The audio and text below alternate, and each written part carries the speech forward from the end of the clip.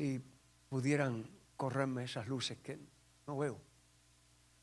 Muy buenas noches, estimados hermanos y amigos. Dios me les bendiga. Qué gozo, qué placer, qué privilegio estar con ustedes aquí reunidos en esta hermosa programación.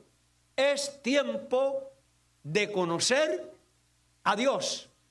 Y también nuestros saludos a todos nuestros hermanos que nos están viendo en diferentes lugares y latitudes de la tierra. Que Dios les bendiga y que a todos nos cuide, nos guarde, nos proteja, nos dé ánimo, fe y esperanza, porque Cristo ya viene. Amén. Gloria a Dios. Antes de abrir la palabra de Dios en esta noche, queremos pedir la bendición de nuestro Padre Celestial, que la unción del Espíritu de Cristo pueda morar en nuestros corazones. Por lo tanto, vamos a arrodillarnos todos los que podamos para invocar la presencia de nuestro Padre Celestial. Gracias, muy amable. Oremos. Padre nuestro que estás en los cielos, santificado, alabado, glorificado sea tu nombre ahora y por siempre. Padre, en esta hora invocamos tu nombre. Sabes que somos polvo, barro, podrida llaga. No hay nada bueno en nosotros, pero a través de la sangre, de los méritos, de la justicia de Cristo Jesús, te pedimos que perdones todos nuestros pecados, nuestras faltas, nuestros errores, que nos laves, nos limpies, nos purifiques y nos santifiques en este momento. Mi Dios, ahora al abrir tu palabra, queremos la unción del Espíritu de Cristo que llene nuestras vidas, que traiga alegría, gozo, paz, esperanza y confirmación en nuestra fe en Cristo Jesús. Bendícenos a todos y ven pronto a buscarnos. Oramos en el nombre de Cristo Jesús. Amén y amén. Gloria a Dios.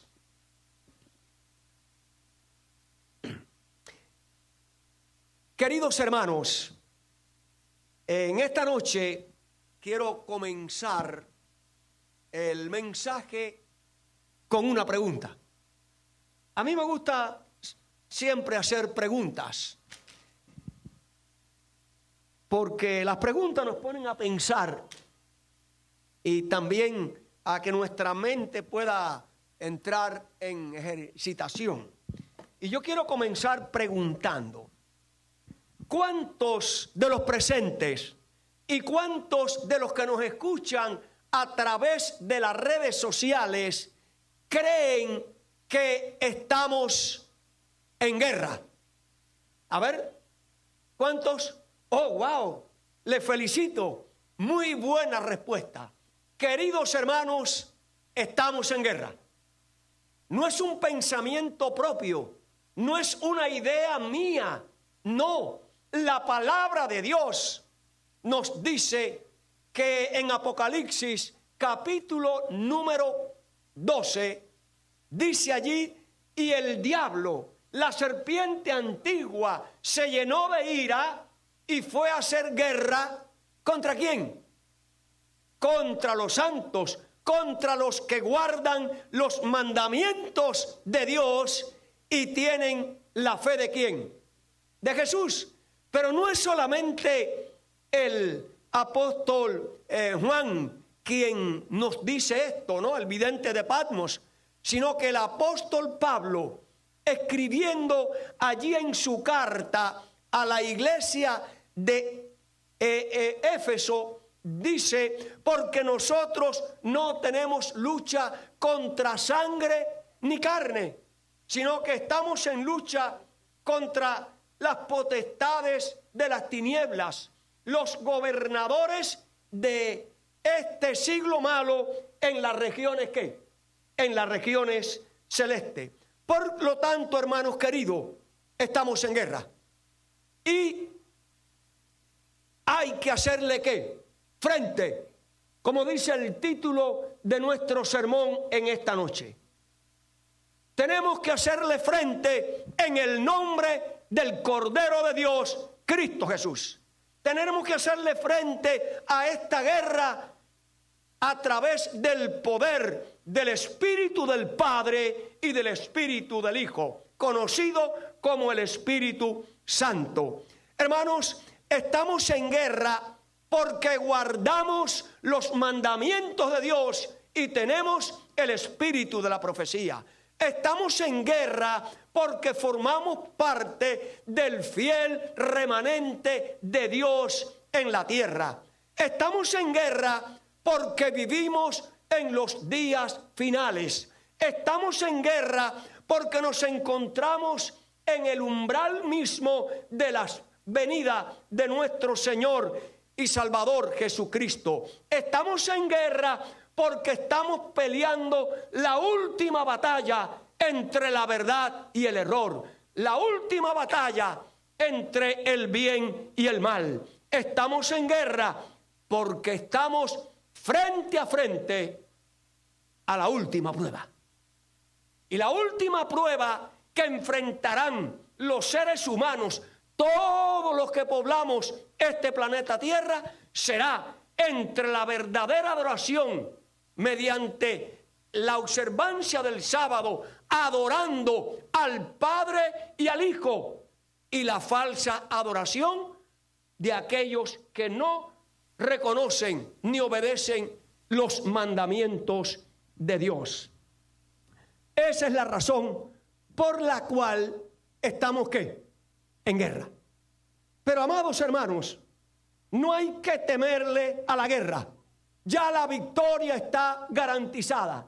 Ya Cristo Jesús nos dio la victoria en la cruz del Calvario. Cuando Él dijo consumado es, pero eso se ratificó en la mañana hermosa de la resurrección. Cuando Jesús se levantó y dijo: yo soy el que vivo y estuve ¿qué? Muerto, pero ahora vivo y vivo por los siglos de ¿qué? De la eternidad. Así que hermanos, estamos en guerra, pero estamos también ¿en qué? En la victoria garantizada en Cristo Jesús. Cuando nosotros miramos al pasado y vemos que a través de los siglos, a través de la historia, el pueblo de Dios, el fiel pueblo de Dios, siempre ha estado en guerra. Porque es el enemigo quien guerrea contra el pueblo de Dios.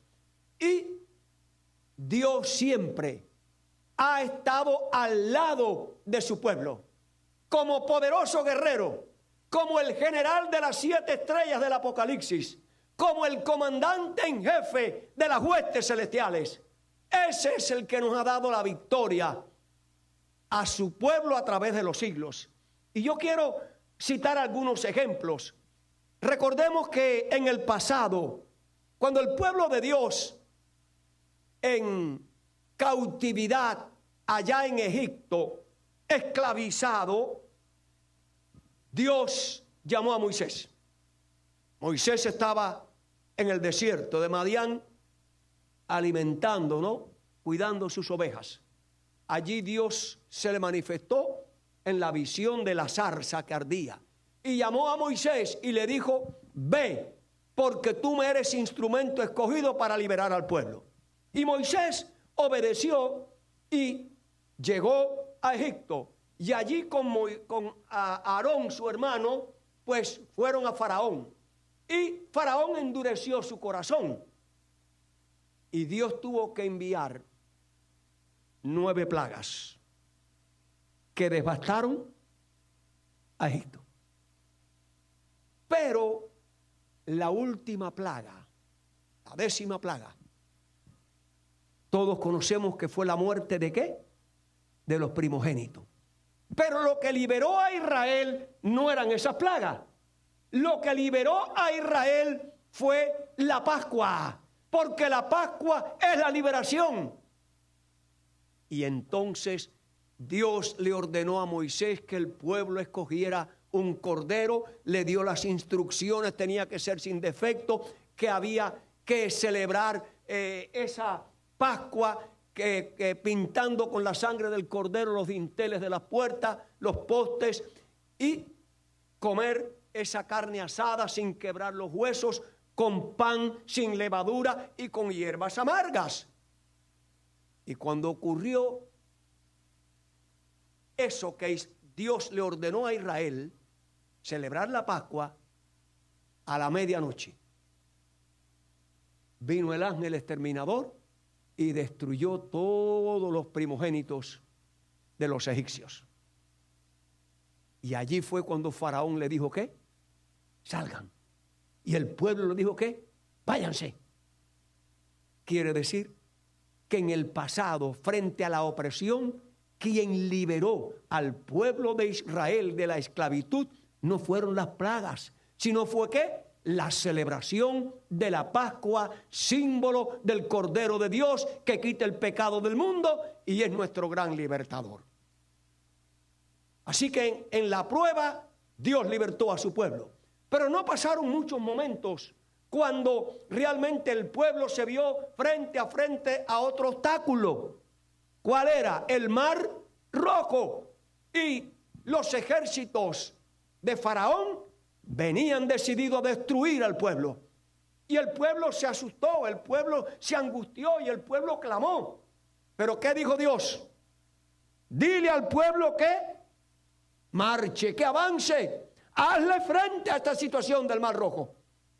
Y vemos que cuando el pueblo introdujo sus pies en el agua, a través de la vara de Moisés, que el mar se abrió. Y si nosotros seguimos analizando a través de la historia, nos encontramos que otra vez Israel se encuentra frente al río Jordán.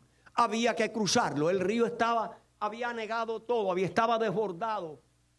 Y ahora Dios le dice a Josué, dile al pueblo que avance, pero primero los sacerdotes con el arca y que introduzcan sus pies en el agua. Y cuando lo hicieron por fe, Dios obró. ¿Y qué más? Y el pueblo pasó en seco. Ya establecido ahora en la tierra prometida, en la Canaán terrenal, en la tierra de provisión. Ahora tienen que empezar a conquistar ¿qué?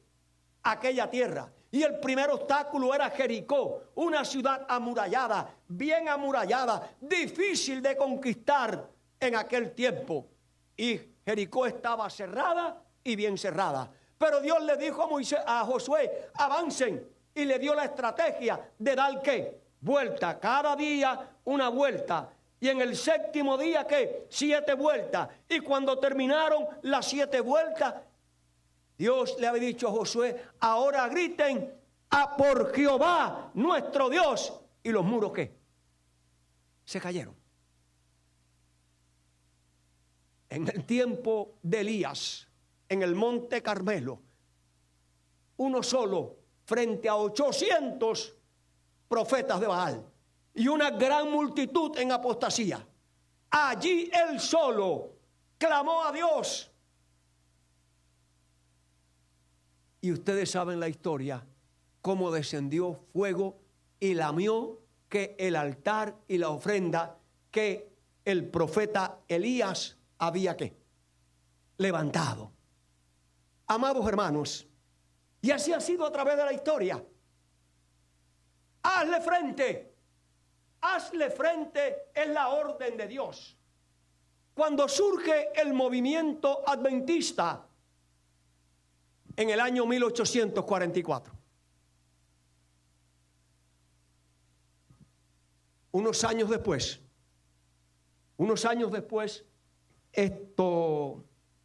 Dios permitió que en las filas de la iglesia naciente de los pioneros surgiera una gran apostasía.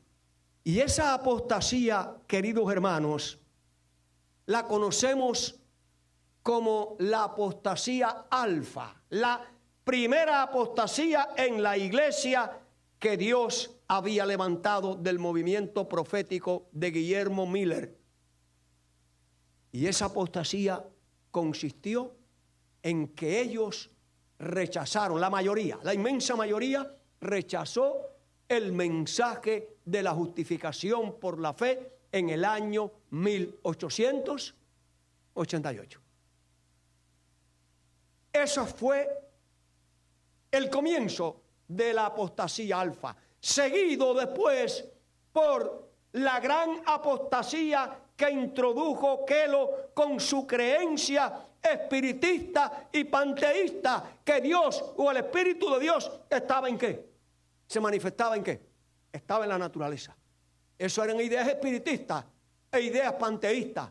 Eso formó parte ¿de qué? De la gran apostasía omega. También en aquel tiempo, tercero, el surgimiento de una reforma, pero esa reforma no sería espiritual, no sería una reforma de buscar a Dios, esto sería ya por los años 1900, sino una reforma de una nueva organización que se estaba levantando, sustituyendo a la iglesia de los pioneros, de los fieles. Y esa nueva organización pensaría en cambiar, en remover los principios fundamentales, los 7 pilares en los cuales descansaba el movimiento adventista dirigido por los pioneros. Esa reforma consistía en levantar un movimiento filosófico donde se escribirían libros de nuevos órdenes y intentaron y lograron remover los hitos, los fundamentos principales de los pioneros o que Dios les reveló a los pioneros. Había una gran crisis. En ese momento, hermanos, Dios le mostró a la señora White, que todavía estaba en vida, ahí alrededor del año 1900, Dios le reveló un sueño, una visión, y ella vio que un gran barco donde navegaba el remanente de Dios, el pueblo de Dios, no la multitud mixta que siempre ha acompañado al pueblo de Dios, no, era el fiel remanente, los fieles que iban en el barco que simbolizaba el pueblo de Dios. Pero de pronto vio delante de ella un enorme iceberg. Y cuando ella vio aquel enorme iceberg y el barco iba directo, temblaron de miedo, porque era ¿qué? Una destrucción fatal. Y pensaron en detener el barco, pero oyó una voz desde los cielos, desde el trono de Dios, que decía: adelante, hazle ¿qué? Frente. Era la apostasía alfa. Era la apostasía alfa que estaba en acción, estaba en movimiento, que amenazaba la destrucción del pueblo de Dios. Pero, queridos hermanos, ella sigue narrando que el barco invistió aquel iceberg. El barco se estremeció, astillas de hielo cayeron sobre todos en el barco, pero el barco no sufrió daños. El barco continuó y aquel barco ancló en las playas eternas de la santa ciudad. ¿Qué nos está diciendo, queridos hermanos, esta ilustración?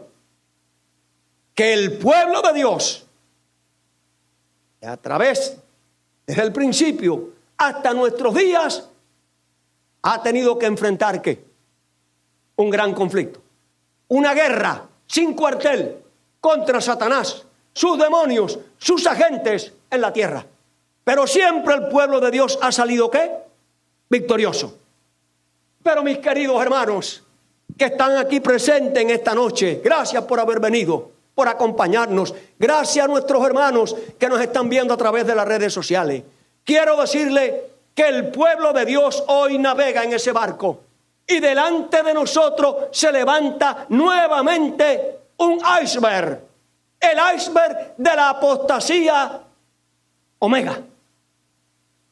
La primera apostasía que surge en el pueblo de Dios fue la alfa. Pero ahora nosotros, los que vivimos en el tiempo del fin, los que vivimos frente a frente a los eventos finales, hermanos queridos, nos encontramos otra vez con el desafío de un nuevo iceberg, donde hay doctrinas de demonios, donde hay herejías, donde hay apostasía, donde hay mundanalidad en el seno o dentro del pueblo de Dios.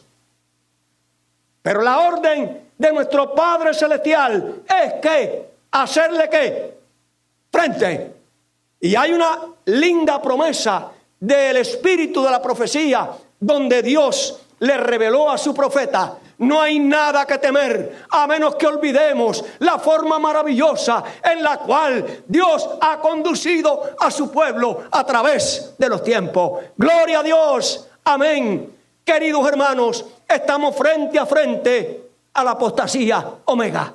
Estamos frente a frente a las doctrinas de demonio. Estamos frente a frente a las herejías que se levantan en el seno de la iglesia, presentadas por lobos rapaces, por hombres que no temen a Dios, por hombres que piensan más en sus beneficios y oportunidades materiales que en el evangelio. Siempre ha habido personas así a través de todos los tiempos. Y en nuestros días, pues muchos se apartarán de la fe por escuchar ¿qué? Esas doctrinas de demonio. Y esas doctrinas de demonio, la especial es un ataque directo a Cristo Jesús, su personalidad como Hijo de Dios, Cristo como Creador, Cristo como Redentor, Cristo como nuestro abogado, Cristo como nuestro mediador, Cristo como nuestro intercesor, Cristo como nuestro consolador. No hay consolador como Cristo, porque solo Él vino a esta tierra, como decía el profeta, o dice el profeta Isaías, despreciado entre los hombres, humillado, lacerado, escupido, aborrecido, crucificado. Él experimentó el dolor que tú experimentas. Él sufrió el sufrimiento de la humanidad, del rechazo de la humanidad, como nosotros también que nos estamos enfrentando. No hay consolador como Cristo. No hay otro como Cristo. Y precisamente una de las grandes herejías que el diablo ha levantado en nuestro tiempo es atacando al Hijo de Dios, a Cristo Jesús, el Cordero de Dios, sustituyéndolo por otro intercesor, por otro consolador. No hay otro consolador como Cristo, dice la señora White, la sierva de Dios. Y para aquellos que tienen un velo, que no ven esto, porque no estudian la palabra de Dios y mucho menos creen en la profeta. Tristemente, muchos dicen creer en la profeta, pero no predican de ella, no hablan de ella, ni presentan las amonestaciones que ella habla acerca de la mundanalidad que se ha introducido dentro del pueblo de Dios. Queridos hermanos, la orden del Señor es que hazle ¿qué? Frente sin ¿qué? Sin temor. Y yo te pregunto, ¿estás tú? ¿Estoy yo preparado para hacerle frente a estas grandes herejías? Mi hermano que nos escucha a través de las redes, ¿estás tú, tu familia, preparado para enfrentar estas herejías? Es una pregunta que debe de estremecernos. Porque la apostasía, la mentira y el engaño serán tan parecidos a la verdad que solo aquellos que hayan escudriñado la gran verdad del Padre y del Hijo a través de las Sagradas Escrituras, la Biblia y del Espíritu de la profecía, podrán permanecer en pie en la última crisis. Estamos frente a frente a la última crisis. Estamos frente a frente a la última batalla. Estamos frente a frente a la última decisión. ¿Estás listo ya? Nos esperan días difíciles. Terrible será la crisis que le espera al pueblo de Dios. Pero no temáis, manada pequeña, porque a vuestro Padre, al Cordero de Dios, al general de las 7 estrellas de Apocalipsis, al comandante que gobierna las huestes celestiales, le ha placido que tú y yo, si somos fieles a su palabra, si creemos en Él como el Hijo de Dios, como el Cordero de Dios, como el mediador, el abogado, el intercesor y el verdadero consolador, tienes la victoria en tus manos. Recuerda lo que Pedro en su declaración dijo allí cuando Jesús preguntó: ¿y vosotros quién decís que soy yo? Y solo Pedro: tú eres el Hijo del Dios viviente. Pedro, no te enorgullezcas. Eso no lo inventaste tú. Eso te lo reveló ¿qué? Mi Padre que está en los cielos. Y hermanos queridos, repito, una de las grandes herejías que está enfrentando el pueblo de Dios en la actualidad es que Jesús no es el Hijo de Dios.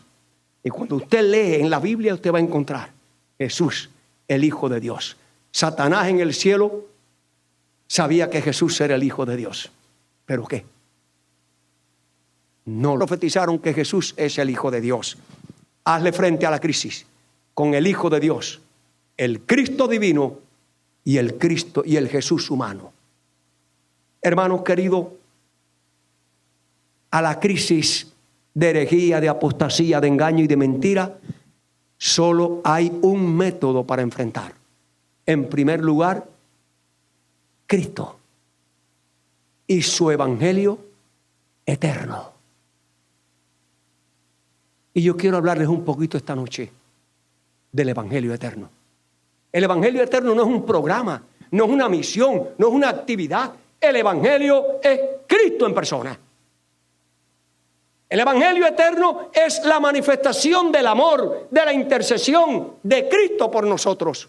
Eso es lo que es el evangelio, porque de tal manera amó Dios al mundo que dio ¿a qué? A su Hijo. Y Cristo vino a este mundo y vivió, murió y resucitó.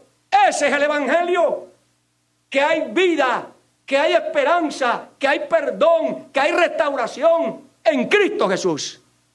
Y en el evangelio está la solución y la verdad para enfrentar las herejías. Tenemos que hacerle frente a las herejías mediante el evangelio eterno de nuestro Señor y Salvador Jesucristo. Miren, hermanos queridos,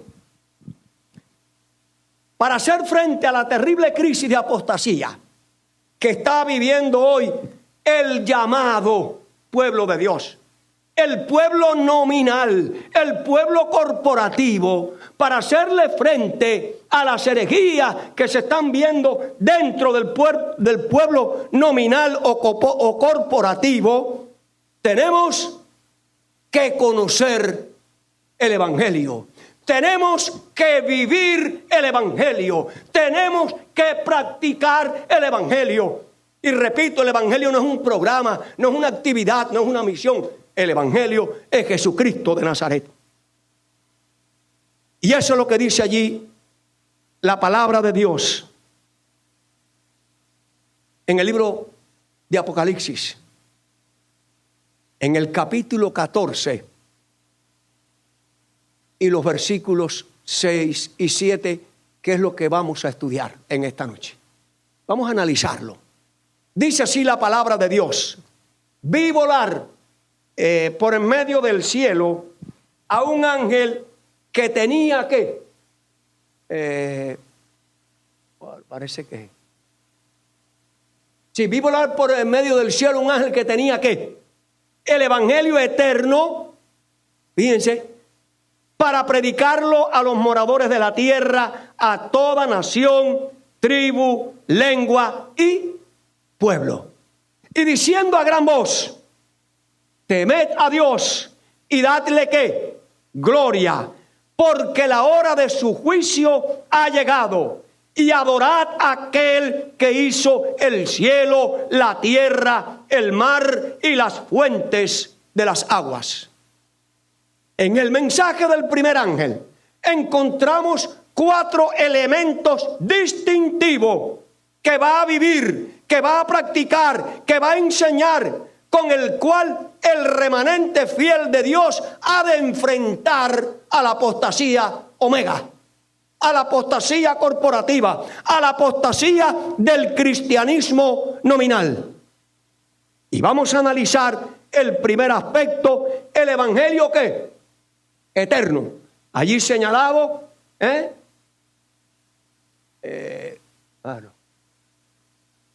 el evangelio eterno. Un momentito.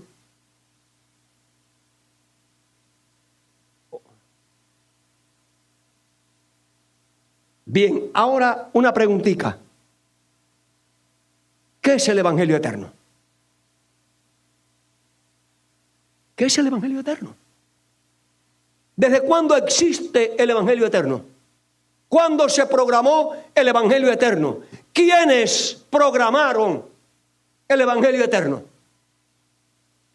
Gracias, mi hermanita, por esa respuesta extraordinaria, por esa respuesta bíblica, por esa respuesta basada no solamente en la Biblia, sino también en el espíritu de la profecía. Gloria a Dios, no son nuestras ideas, no es nuestras aberraciones como algunos dicen. No, es un escrito, está a través de 2 testigos, la Biblia y el espíritu de la profecía.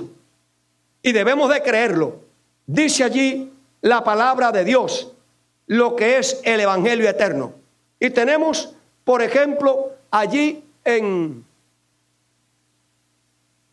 Tito, capítulo 1 y versículo 2. En la esperanza de la vida eterna, la cual Dios, que no miente, prometió desde antes del principio de los siglos. ¡Wow! ¿Desde cuándo existe el programa para salvar al hombre? ¿Desde el principio de qué? Entonces, es eterno el evangelio. ¿En qué consistía ese programa que existía desde el principio de los siglos?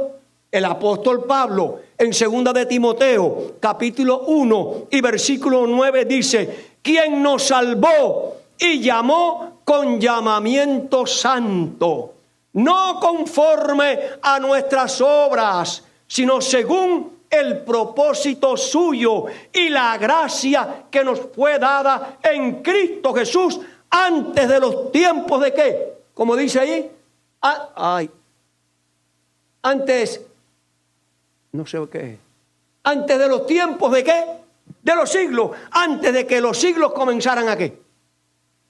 A orar. Quiere decir que el programa del evangelio eterno es de la eternidad. Hebreos, apóstol Pablo, capítulo 12, versículo 20. Y el Dios de paz, que resucitó de entre de los muertos a Jesús nuestro Señor, el gran pastor de las ovejas, mediante la sangre ¿de qué? Del pacto. Y aquí entra un elemento, la sangre del pacto. Quiere decir que hubo ¿qué? Un pacto. ¿Entre quién? Vamos a ver qué dice la palabra de Dios. ¿Qué dice la palabra de Dios concerniente a ese pacto? Dice así: la sierva del Señor. Podemos cambiar, a ver. Ahí está. Para que puedan leer. Yo lo digo desde acá. El plan de la redención fue preparado en los consejos entre el Padre y el Hijo. Para que escuchen bien los que están en las redes sociales. Para aquellos que nos critican, que estamos presentando herejía. Ahí lo dice la señora White bien claro. El plan de la salvación fue presentado, concebido, ideado, ¿por quién? El Padre y el Hijo. Palabra de Dios. No invento del pastor Cecilio Pérez.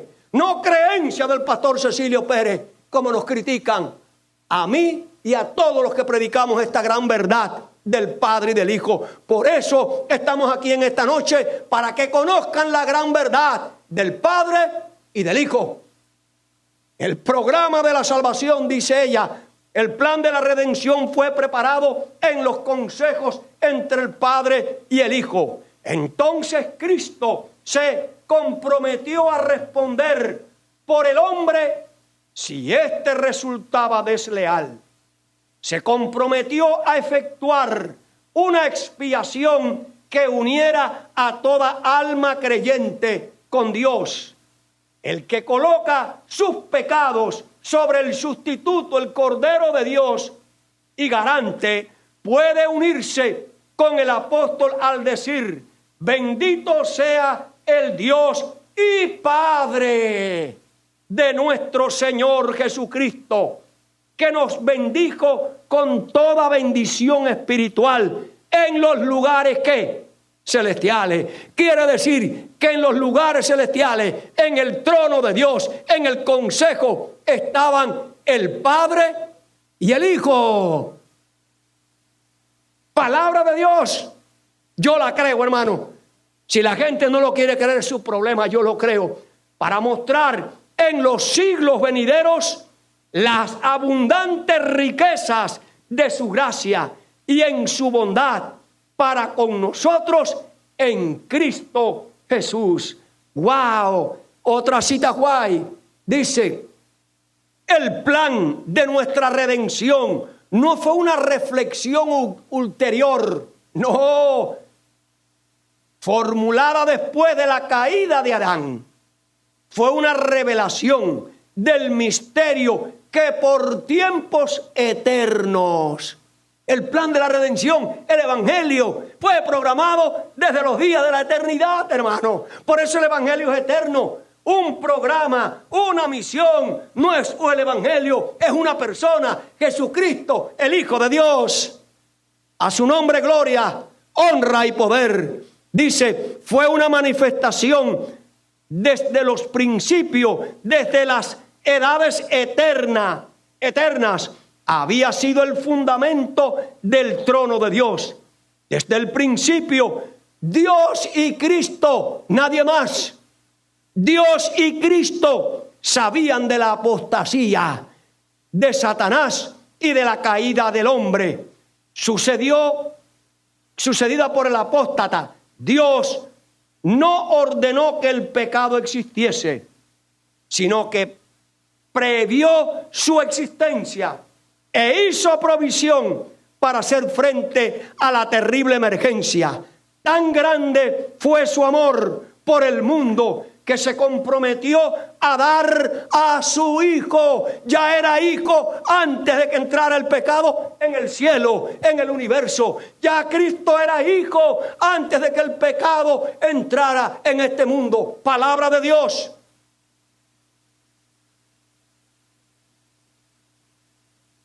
Tan grande fue su amor por el mundo que se comprometió a dar a su Hijo unigénito para que todo aquel que en él cree, que no se pierda. Y ahí están los textos bíblicos reafirmando esta verdad del evangelio eterno que es Cristo Jesús. Dice allí la palabra de Dios en Zacarías capítulo 6 versículo 13, que todos creemos y sabemos. Él edificará el templo. ¿Quién? Cristo Jesús. Edificará el templo de Jehová. Él llevará su gloria. ¿Quién? Cristo Jesús. Y se sentará y dominará en su trono. Cristo Jesús. Y habrá sacerdocio a su lado. Y consejo de paz. ¿Entre quién? Entre tres. ¿Eso es lo que dice la Biblia? ¿Es lo que dice la Biblia? No. ¿Entre qué? Tienen delante su pantalla allí en verde. Consejo de paz habrá entre qué? Entre ambos. Cita guay. En consulta el Padre y el Hijo descendieron decidieron que Cristo debía de venir al mundo como un niño. Cristo era el único ser en todo el universo que podía entrar en los consejos y designios de Dios.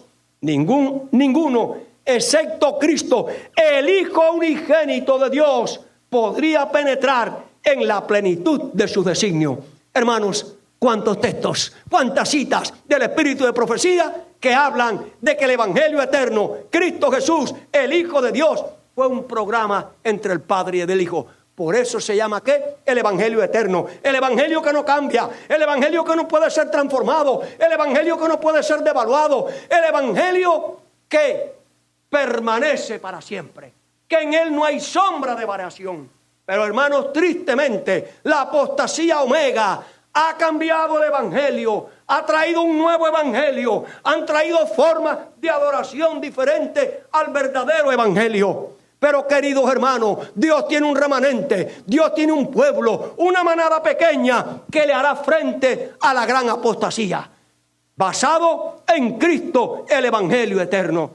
Y tú y yo, si queremos salvarnos, tenemos que creer en el Evangelio eterno. Y el Evangelio eterno exalta la personalidad del Padre y del Hijo.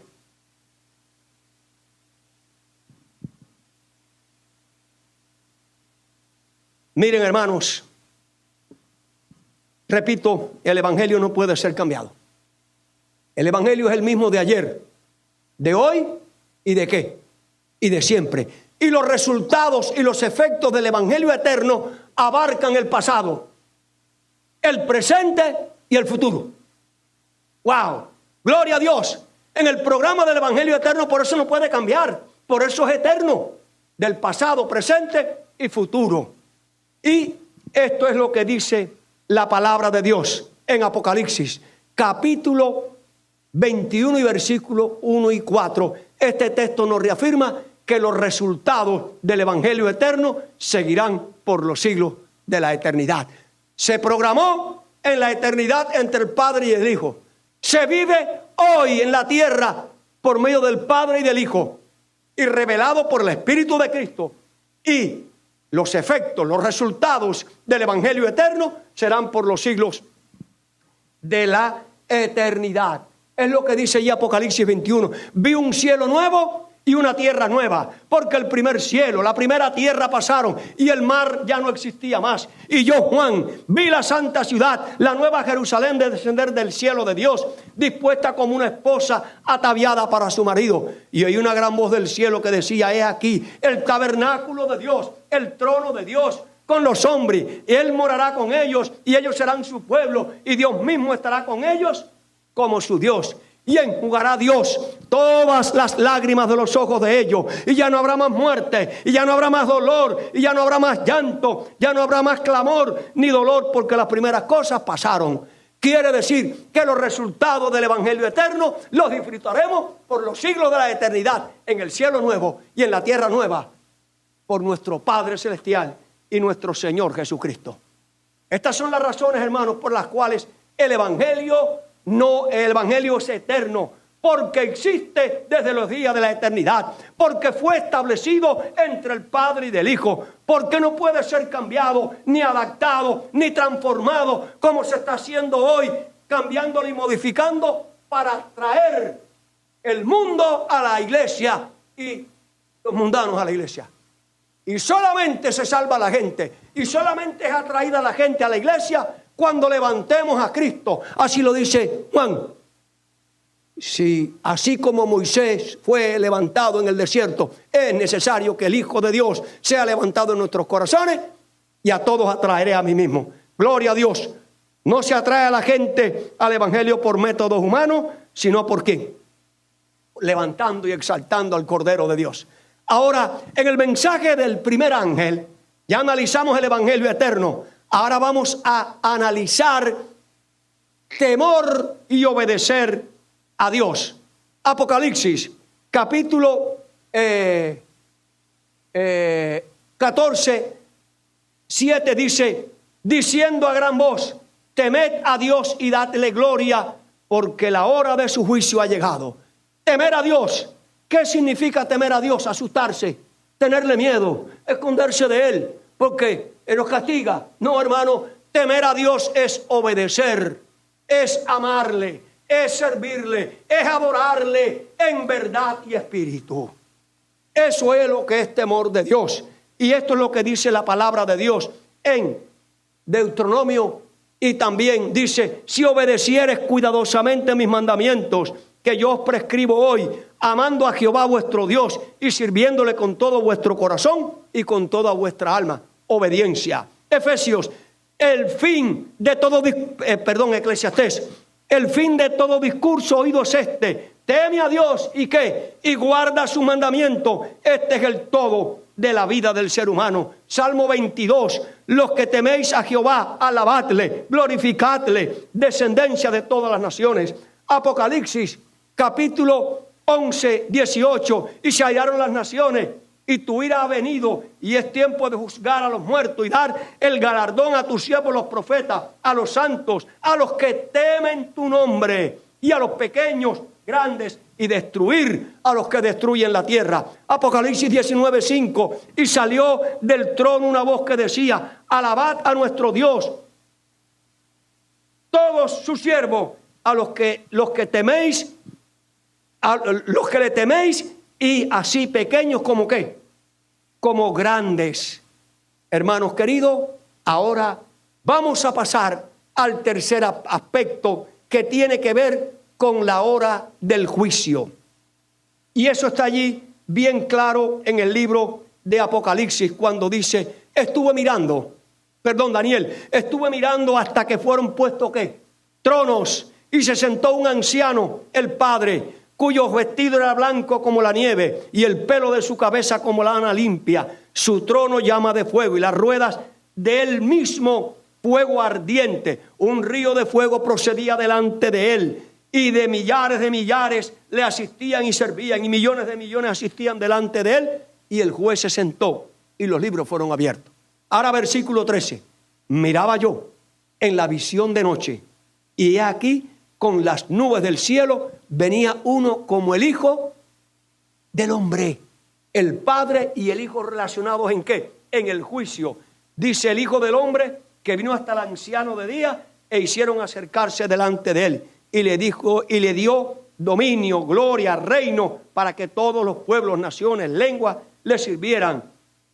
Dominio eterno que nunca pasará, y su reino que nunca será destruido. Quiere decir que en el Evangelio eterno está el Padre y el Hijo planificándolo. En el Evangelio eterno está el temor de Dios, la obediencia a los mandamientos del Padre y del Hijo. Y en el Evangelio eterno está el juicio investigador. ¿Entre quién? Entre el Padre y el Hijo. Alabado sea su nombre. Amados hermanos, esto dice Corintio, porque es necesario que todos nosotros comparezcamos ante el tribunal de Cristo, para que cada uno reciba según lo que haya hecho, bueno o malo, en esta vida. Eclesiastés dice: porque Dios traerá toda obra a juicio, juntamente con toda cosa buena o encubierta. Queridos hermanos, y dice aquí el vidente de Patmos, pero ahora en su carta, Juan, dice allí: porque el Padre a nadie ¿qué? Juzga, sino que todo el juicio lo dio ¿a quién?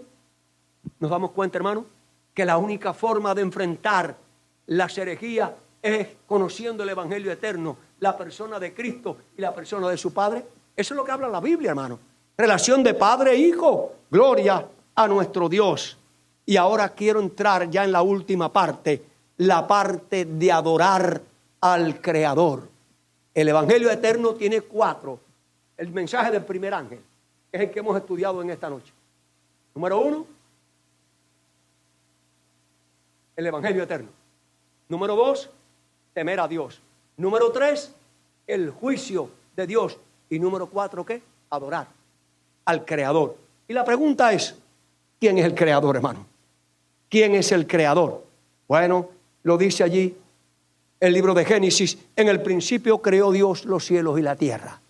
Génesis 2:1. Fueron pues acabados los cielos y la tierra y todo el ejército de ellos, y acabó Dios en el día séptimo la obra que hizo, y reposó el séptimo día, y bendijo Dios al día séptimo, lo santificó. Colosenses dice: Él es la imagen del Dios invisible, el primogénito de la creación, porque en Él, Cristo Jesús, fueron creadas todas las cosas, las que hay en el cielo y en el universo, porque todas las cosas visibles e invisibles, sean tronos, potestades, todo fue creado por Él. ¿Y para quién? Y para Él. Ahora, hermanos, ¿quiénes fueron el creador? Esta es una cita bien conocida por todos nosotros. Dice: la historia del gran conflicto entre el bien y el mal, desde que el principio en el cielo hasta el final abatimiento de la rebelión y de toda la extirpación del pecado, es también una demostración del inmutable amor de Dios. Y aquí viene el soberano del universo, el Padre. El soberano del universo, el Padre. ¿Cómo dice? No estaba ¿qué? Solo. ¿Y cuántos habían con el Padre? ¿Qué dice la profeta? No lo que dice Emanuel, no lo que dice Carlos Cabello, no lo que dice el licenciado Cúcaro, no lo que dice Yeser Alejo, no lo que dice el pastor Cecilio. Lo dice la profeta. Y si lo dice la profeta, yo lo creo. Si los demás no lo quieren creer, ese es su problema. Pero yo lo creo. Y esto es lo que dice ella.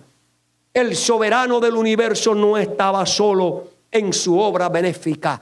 Tuvo un compañero, no dos, no tres. Eso no lo dice la palabra. ¿Tuvo qué? Un compañero. Tuvo un colaborador. Uno que podía ¿qué? Trabajar con él. Esta es una cita que todos ustedes conocen. Un colaborador que podía apreciar sus designios y que podía compartir su regocijo al brindar felicidad a los seres creados.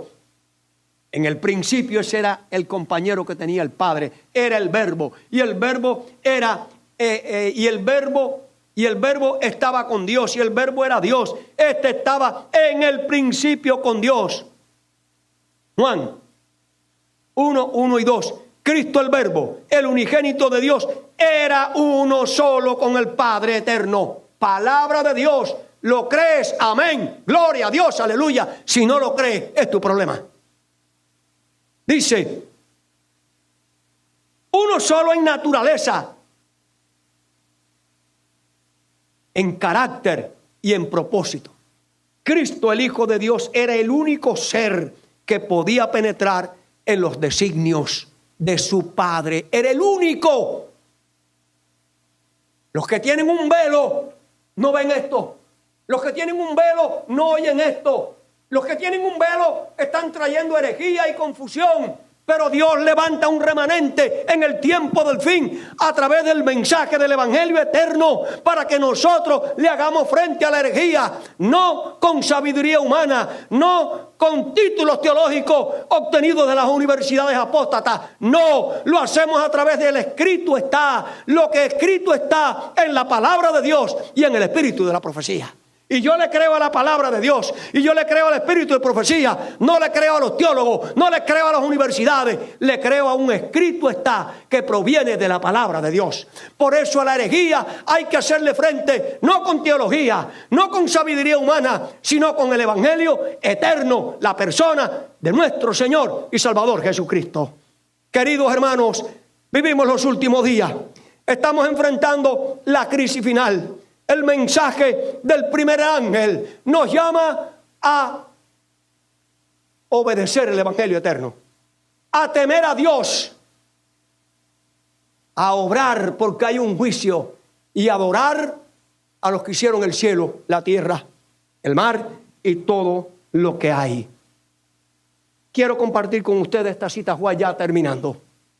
Dice, mientras que la observancia del falso día de reposo, domingo, en obediencia a la ley del Estado y en oposición al cuarto mandamiento, será una declaración de obediencia a un poder que está en oposición a Dios. La observancia del verdadero día de reposo sábado en obediencia a la ley de Dios será una evidencia de lealtad al Creador. ¿Quién? El Creador, Padre e Hijo. Dice, mientras que una clase de personas al aceptar el signo de la sumisión a los poderes terrenales recibe la marca de la bestia, la otra, por haber elegido el signo de obediencia a la autoridad divina, recibirán el sello del Dios vivo. Gloria a Dios, que esa sea tu experiencia para ti, los que están presentes aquí en esta noche y los que están viéndonos a través de las redes sociales. El Evangelio eterno nos muestra que el Creador es Dios. El sábado nos muestra que el Creador es el Padre. ¿Y qué? Y el Hijo. Y esa será la controversia final. Dice, el Evangelio eterno se proclama para contrarrestar a Satanás y sus aliados. ¿Quiénes son los aliados de Satanás? Bueno, el dragón, la bestia que surge del mar, la bestia que surge de la tierra, el paganismo, el espiritismo. Y escuchen, y la inmensa mayoría de los seres humanos. Seremos entregados a los tribunales, seremos perseguidos, seremos conducidos al martirio, porque nuevamente habrá martirio por nuestros propios hermanos de carne, por tu propia familia. Nuestros hermanos nominales, corporativos, nos entregarán, nos denunciarán, nos entregarán a las autoridades. Hermanos queridos, también Satanás utilizará los poderes de la tierra, los gobiernos. ¿Por qué? Por creer en el Evangelio eterno. Porque el Evangelio eterno nos dice que Dios, el Padre y el Hijo son los creadores. Y el cuarto mandamiento nos habla de que Dios es el creador. Por eso hay una relación muy estrecha entre el cuarto mandamiento de la ley de Dios, allí en Éxodo, y Apocalipsis 14:7, cuando se nos habla de ¿qué? De adorar al verdadero Dios. Miren, hermanos, esta cita guay dice, el mensaje final de Dios en el conflicto de los siglos.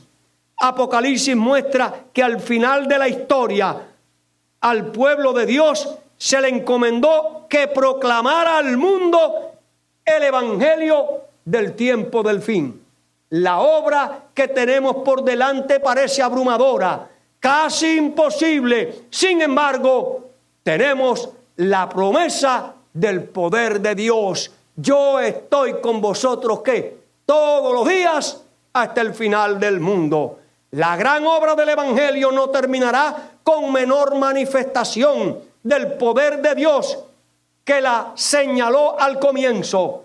El mensaje no será llevado adelante tanto con argumentos, con filosofía, con títulos doctorales. No, se llevará adelante con el poder del Padre y del Hijo, que es el Espíritu de Dios. A través de Apocalipsis 18, y la tierra será iluminada con el poder del Espíritu de Cristo, del Espíritu del Padre. Y ahí la tierra será iluminada utilizando a un grupo selecto, el fiel remanente que cree en el Padre y en el Hijo, el fiel remanente que guarda los mandamientos de Dios, el fiel remanente, hermanos queridos, que obedecerá el cuarto mandamiento. El llamado final de Dios al remanente es predicar el evangelio eterno del Padre y del Hijo. El llamado solemne del remanente es predicar la verdadera obediencia al Padre y el Hijo. El llamado final del verdadero remanente es predicar que ha llegado la hora del juicio del Padre y del Hijo a la humanidad.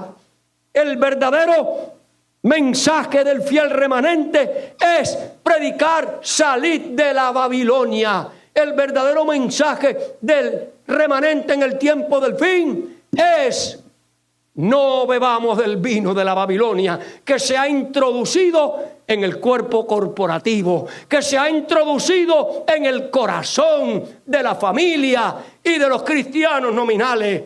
Por eso es que para terminar el Evangelio, la predicación del Evangelio eterno, Dios tiene un grupo selecto, los 144,000. Y allí dice Apocalipsis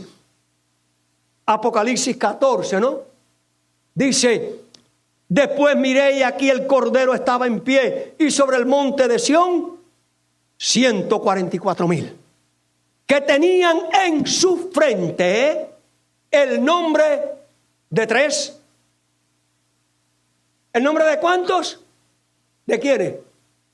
Del Padre y del Hijo. ¿Qué pasa? ¿No leen esto los corporativos? ¿No oyen esto los cristianos nominales? ¿No entienden esto? Claro, tienen un velo. Al creer en otro espíritu que no proviene de Dios, no entienden esto. No tienen discernimiento, no tienen la luz. Esto es lo que dice la palabra. Después miré y aquí el Cordero estaba en pie sobre el monte de Sión con 144,000 que tenían el nombre de Él, de Cristo y del Padre escrito en su frente. Y hay una voz del cielo como estruendo de muchas aguas y como sonido de gran trompeta. Y la voz que oí era como de arpistas que tocaban sus arpas y cantaban un cántico nuevo delante del trono y delante de los 4 seres vivientes y de los ancianos. Y nadie podía aprender este cántico sino aquellos 144,000, los que le hicieron frente a la apostasía, los que le hicieron frente a las herejías, los que le hicieron frente a los falsos maestros, haciéndole ¿qué? Frente en el nombre de nuestro Señor Jesucristo. Ese es el grupo que no se contaminó. Ese es el grupo que sigue al Cordero por donde quiera que va. Ese es el grupo al cual yo quiero pertenecer. Y te pregunto a ti en esta noche, mi amado hermano, ¿no quieres tú pertenecer a ese grupo? Pero eso no es un grupo cualquiera. Ese es el grupo que adora al Padre y al Hijo. Ese es el grupo que cree y predica el Evangelio eterno, el que no cambia, el que no se devalúa, el que no pierde valor. No, hermano, el Evangelio de la eternidad entre el Padre y el Hijo, y efectuado por el Padre del Hijo, y terminará con la venida también del Padre y del Hijo a esta tierra. Y hermanos queridos, dice allí Apocalipsis 15, y cantaban un cántico nuevo, el cántico de Moisés y del Cordero, diciendo: a grandes y maravillosas son tus obras, Señor Dios Todopoderoso, el Padre. Justos son y verdaderos tus caminos, Rey de los santos. ¿Quién no te temerá, oh Señor, y glorificará tu nombre? Pues solo tú eres santo, por lo cual todas las naciones vendrán y te adorarán, porque tus juicios se han manifestado. Queridos hermanos, termino con este texto. Dice: después me mostró un río limpio de aguas de vida, resplandeciente como el cristal, que salían del trono de ¿quién? Del Padre. ¿Y del trono de quién? Ponérselo allí para que no vean.